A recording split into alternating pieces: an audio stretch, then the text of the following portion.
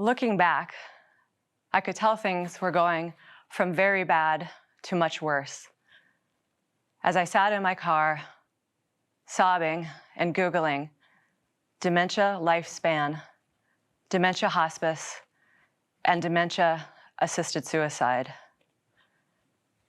I could tell it was getting harder for the nurses to take care of him. And I guess, looking back, it was getting harder on me too. I was posting fewer pictures on social media, telling fewer stories at work, and perhaps most telling, I was bringing my kids to visit less and less often, as it was getting more and more likely that I'd walk into his room and he'd be sitting on his bed with the TV off, his hands and face filthy, and he'd look at me and ask, "Can I go home now?" I'm a daughter, not a doctor. I don't have science or studies. All I have is this one story. And with this one story, I have one question for you. If you believed that there's a chance that your body might outlast your brain, how might you live your life differently, starting today? The forgetting started to get really noticeable. And that's what I'll call the sort of adorable forgetfulness that most of us think of when we think about memory loss. Oh my God, where are my keys? I can't believe I missed that appointment. But if you haven't lived this, that's just not even the half of it. Dementia forgetting is so deep. It's not just the where and the when, it's the how and the why and the relationship of yourself to the world around you.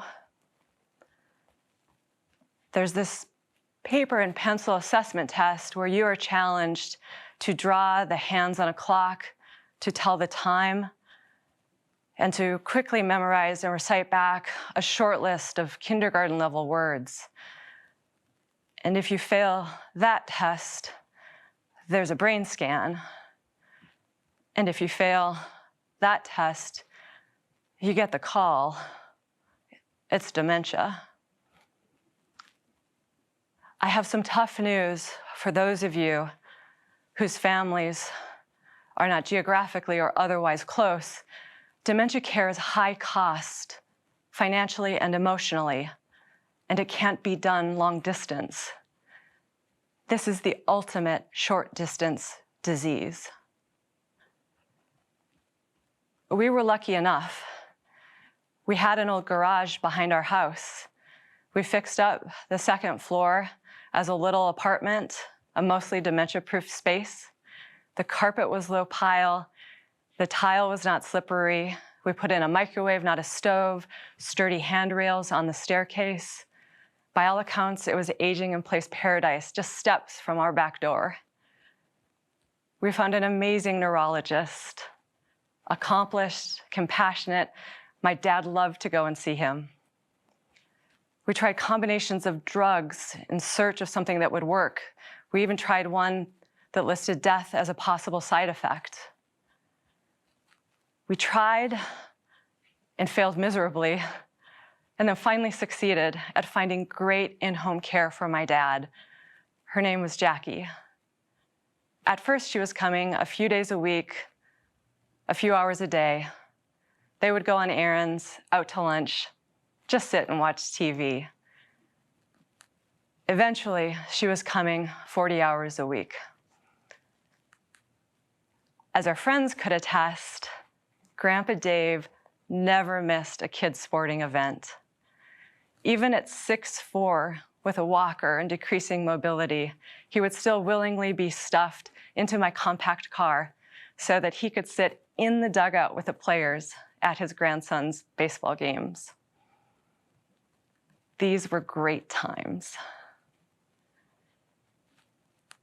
Eventually, my dad started to believe There were small children watching the family feud with him.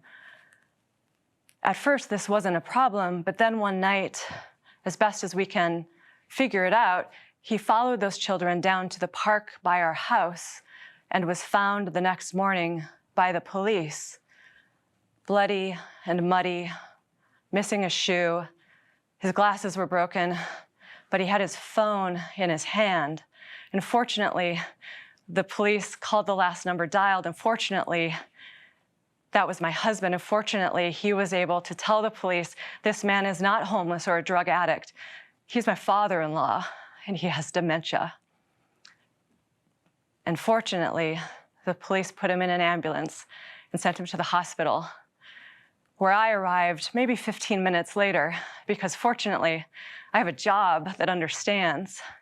And when I stood up and said, "It's my dad," everyone knew who and what that meant. I got to his bed, and he was a little bloody, but really not worse for the wear, all things considered. And he was telling the nurses his favorite nurse story. I was never sick a day in my life. And now, all I do is go to the doctor. Eventually, the hallucinations got worse, and the sleeping stopped. And that's when the overnight destruction started. He would overturn anything that could be: his bedside table, his television stand, one night even his computer desk. After the scary nighttime wander, I put a lockbox on the outside door of the garage. I do not recommend this. This is a serious fire hazard. But that's where, for us, the really real if-then-when trade-offs started. If you're making all of your dad's meals for the week on Sundays, and you do all of his laundry, and you can't convince him to take a shower, and you don't have the cash reserves to pay for constant in-home care at $20 an hour, and you're locking him in at night, then it's time for a facility. And this, of all of this, was the hardest part for me to get my head around. If you are privileged with resources, there are wonderful group homes on tree-lined streets in the suburbs. If you are not privileged with such resources, if you are my dad, then there are one-star rated facilities, aging buildings, foul-smelling, with elevators that only occasionally work, and aides, overworked, who can make the same money waiting tables or working retail as they do fighting with you to change your diaper. Also, who wants to visit a locked dementia unit on a Saturday afternoon, Tuesday after work? Who wants to take someone out in their wheelchair to go get a milkshake? Based on my focus group of one, almost no one, that's who. So lots of people don't get visitors. We live in a world of Prime and Postmates, yet real innovation has largely bypassed long-term care and has bypassed dementia care in particular. Dementia patients end up in the ER. They get the wrong meds. They get sicker. Dementia patients are admitted to the hospital and they get restrained because they are frail and in wheelchairs. They can be super strong. They can stand up, they can hit, they can bite, they can almost break your arm. And you won't believe it until you get there, but dementia can't really be diagnosed until after the fact. So you can trick yourself into believing that this is all a terrible mistake and that next neurologist who comes in and looks at your dad's folder is going to say, "This is all a terrible, terrible mistake. He just needs antibiotics. We're going to order those right now and send you home, and you can go get that milkshake." Dementia patients get less hospice care because it can be more difficult to tell when they are actively dying. By the time I found the right place for my dad, they called me and said, "He's actively dying."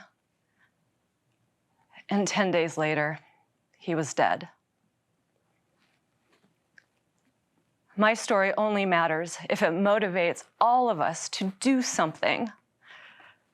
I know I'm just Dave Winger's daughter, but I ask you, if you are an elected official, if you are a voter, please pay attention to how we structure and fund long-term care in this country. Your vote matters. Your policy changes matter. If you are a financial advisor, please have those difficult conversations about a retirement that's not on the beach, what that might look like. If you are an inventor, a designer, an architect, this is green field for innovation across an entire ecosystem.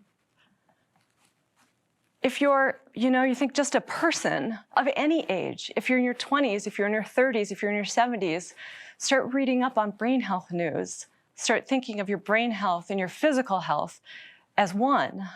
You have to be your own activist, and you have to start today.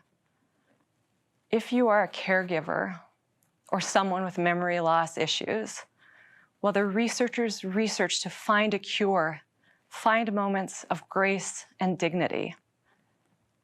I can't say that I wouldn't trade my experience for anything, because I would. I wish my dad was still here. But we had as much fun as we could. We laughed as much as we could. And I learned so much about loving and being beloved on this earth.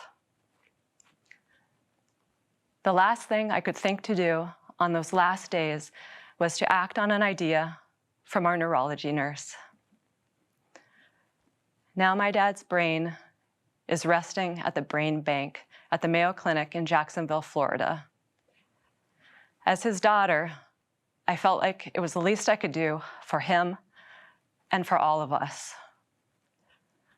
So, back to my question. If you believed that your body might outlast your brain, how might you live your life differently, starting today?